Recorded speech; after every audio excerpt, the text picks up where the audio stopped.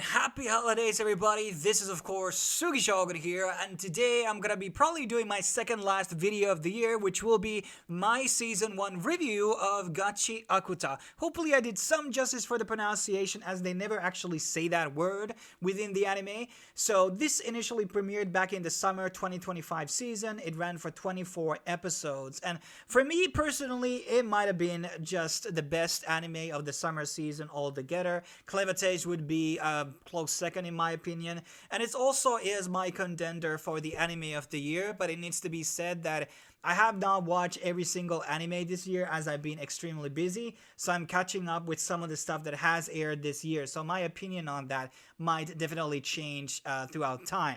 Now let's kind of break down a bit of the premise and what exactly is Gachiakuta exactly about before we go into my own hot takes and the actual review of the anime. So our main protagonist is called Rudo, and he is basically living in the town's slums. So there's basically a town, I probably should call it the actual city, which is very like a high-end, very clean. And then next to that is kind of like the segregated area, which is the slums where all the murderers, the rapists, the losers basically live, and general poor people, you know.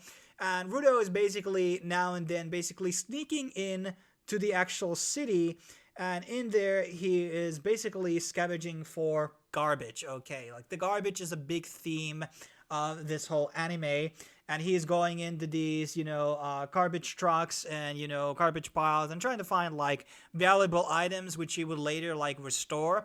And a lot of the idea really revolves around the concept that if you actually appreciate item enough, it will basically inhabit an actual soul. This is like an animalist concept. I think the Mongols, for example, believed in that spirits could basically possess an item eventually if they were taken care enough or something like that. So these are very like Asian themes that are kind of like, fueling a lot of this idea about trash. And this is also kind of seen in this sort of class warfare. There's not only just like the nobility versus the slums. There's also this place known as the pit. And basically, this is a giant disposal area. And I'm trying to explain it the best to my ability because the physics here are kind of strange. So basically, where Rudo is living is kind of like this floating city. And then there's the pit, which basically leads into like this graveyard, scrapyard area, which is just filled with trash, basically. And as criminal punishment, people are basically sent to the pit. And the people above are basically considered the term spherites. And I think there also was an actual term for the people in the pit, but I can't remember that top of my head right now. So basically, Rudo is falsely accused of murder, and basically he's sentenced to go into the pit. And obviously he's very bitter about it. He's like, doesn't like how people are, treating trash even in the slums or even in the main town or the city. And he's like basically having this sort of a revenge story in a way to kind of find out what basically who killed his adoptive father, Regto, and who framed him for the murder, basically. And I think the first episode kind of gives you the idea that the anime is like extremely dark. Yes, there are a lot of dark elements in the anime, but I don't think it was as shocking as some of the other dark fantasy things that I've seen as of late. So it's not like super shocking. It's not made in abyss, but it's kind of like, it definitely has like shonen elements, but there's a lot of blood and there's like, there are darker tones here. So I think it's like a very great balance within that, in my opinion.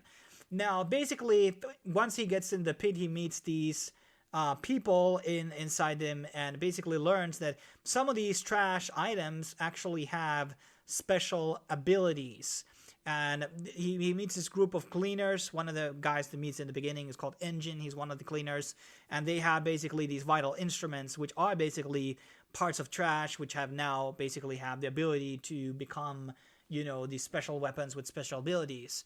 So it's kind of like a different type of take into these shonen battle shows, in the sense that, it's thematically, what I like about this show is that it's very brand and new and fresh. Like, yes, it's kind of like a cyberpunk setting without the technology, as in there's a lot of like the scrapyard going and like class warfare happening, but it's not a cyberpunk setting inherently, and there's not really like a concept about money, or money is not a big thing.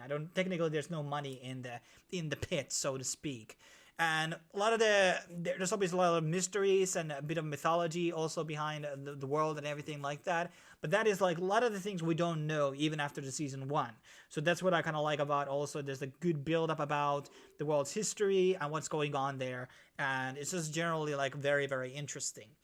Now, in terms of my like thoughts about it, so in terms of like one of the things that really, as I said, is not just the concept that is unique about this series, about the trash and everything, and recycling is also kind of like a part of maybe like underlying supply messaging there, a bit about like environment, but it's not like a very environmentalist. That's not what I would basically say about this, because people are just like wrecking things shit up and all. It's like people are not very, there's not a, like at least not so far, there's not like person that is actually like super obsessed being clean, but I'm sure that there's going to be a character like that coming up at some point.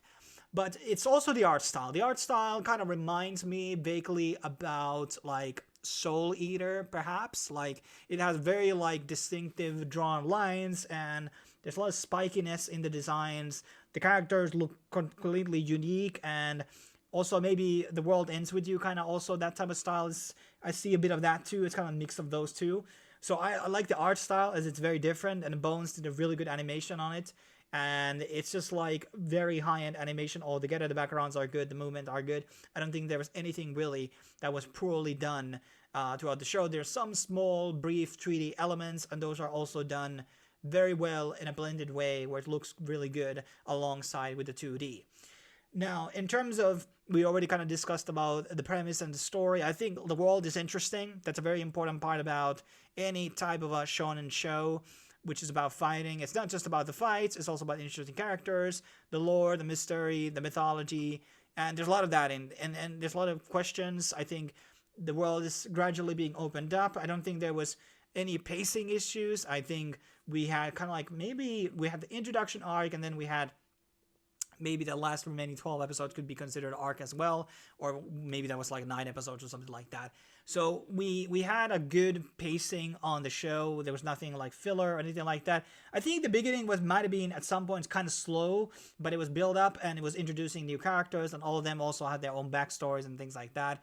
So I enjoyed that. So there were a lot of good things in the show. I like the world, as I keep saying a million times. And in terms of the OST, I think this was probably the weakest link. Yes, there's a couple of metal tracks there, and I'm a metal guy, you know, but this was maybe not my kind of metal, perhaps, or it was maybe too standard, maybe too generic for my taste. But I think there's definitely people who have been enjoying some of these openings and endings that were played in. The general OST, I can't remember anything that would have, you know, piqued my interest in something that I would remember top of my head, or something when I listen outside of the anime. So the OST was not as strong, and you know, there also was an announcement like a couple of days ago that they actually did a game is coming out for this one. I don't know if it's going to be turn-based or it's going to be action-based, what type of Muso type of game. I'm not sure what type of game it will be. There was a trailer for it, and it did seem promising. But overall, like, yeah, this was pretty strong anime. I think it basically hit all the marks. I think it's interesting characters. Yes, they are, you know, falling into certain types of archetypes, and a couple of characters maybe have too many one-liners, but I feel like there wasn't like a character that was totally reduced into doing one-liner thing. Like, if there's one gimmick that a character would do, I think there was a bit more depth into all these characters. I think they're very fleshed out. At least the good guys. There was a couple of villains maybe who just seem kind of bland, but ultimately I think there was a lot of promising things that I see, and I think the latter half especially is better than the first half. But maybe I will rewatch some of the first episodes to kind of get more of the lore actually happening. But I think it's a really, really good shonen anime. It's surprising to me that this is not from Weekly Shonen Jump. So the manga is still airing. So I'm a bit worried about, will the anime catch up too fast? Obviously now going into break, as this is a high quality animation, there's no way that this will be returning in 2026. If there's going to be a season 2, it's probably going to be airing early 2027. But overall, I think this was a great anime. I recommend it for everybody. It starts out slightly slow, maybe. But after the couple episodes, I really got into the mood, and I really like this. So, and I'm looking forward to more of seeing the world building and everything. The story could not be, I mean, something tells me that's not going to be super long of a story. Like, I don't know how much world building they're going to be doing from this point onwards, but I could see that maybe there's going to be a couple of arcs still remaining. But hey, very enjoyable anime, definitely something more refreshing in terms of the setting. So in case you haven't seen it out, definitely go check out the pilot episode. Thanks for watching. I will be seeing you in the next review. Cheers.